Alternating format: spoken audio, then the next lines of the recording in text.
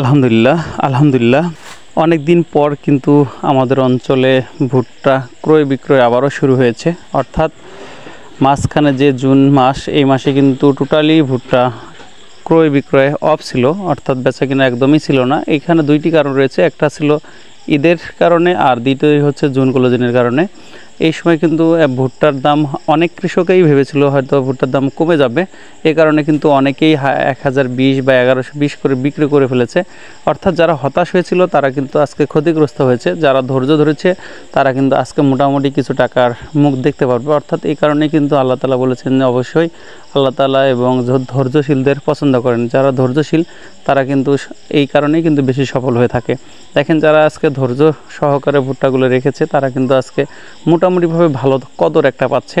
অর্থাৎ আজকে আমাদের অঞ্চলে প্রায় বাড়ি বাড়ি গিয়ে কিন্তু ব্যাপারীরা ভুট্টার ব্যাপারগুলো জিজ্ঞেস করতেছে। এর যে এক মাস আগে গেল, যেটা জুন মাস, পুরা মাসেই কিন্তু ভুট্টা সম্পর্কে কোনো ক্রেতাই ছিল না। আজকে মোটামুটিভাবে আমি দেখলাম বা খোঁজ নিলাম, অনেক কৃষক আমার কাছে এসেছিল, তাদের ভুট্টার দাম বস্তা ছাড়া শুধু ভুট্টার দাম 70-80 টাকার বলতেছে, মানে 1170-80 টাকা করে বলতেছে। তবে এই কারণে আজকের আমার ভিডিওটি, আসলে আমাদের অঞ্চলেই শুধু ভুট্টার দাম বাড়লো নাকি আপনাদের অঞ্চলেই বাড়তেছে। রিসেন্টলি কিন্তু এই দাম যদিও এমন ছিল কিন্তু কেনার মতো কেউ ছিল না।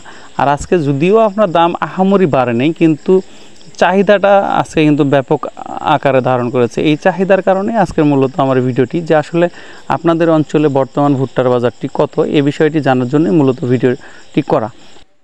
আরেকটি বিষয় আপনারা অনেকেই হয়তো বা জানেন যে আমাদের অঞ্চলের বাজারের সাথে কিন্তু আপনাদের 40 থেকে 50 টাকা আরও যোগ করতে হবে। অর্থাৎ আমাদের এইখানে 1200 টাকা যদি আমরা বলি, তাহলে মূল দাম হচ্ছে 1250 টাকা। অর্থাৎ এখন আমি যে বাজারটা বলতেছি সেটা হচ্ছে যে 80 টাকা, 1180 টাকা। তাহলে এখানে আরও 40 থেকে 50 টাকা বাড়বে। অর্থাৎ এইটা কেয়ারিং খরচ। আমরা তো যেহেতু একটা দ্বীপের মধ্যে থাকি, মানে চতুর্পাশেই নদী, এখানে কেয়ারিং খরচটা খুব বেশি। আর রিসেন্টলি আরও বেশি, এখন আমাদের আশেপাশে সব জায়গাতেই পানি। যদিও বন্যা হলে হয়তো বা কেয়ারিং খরচ একটু কমবে, কিন্তু তারপরেও সেই বন্যাটা এখনও হয়নি, যেটার কারণে কেয়ারিং খরচ কমবে।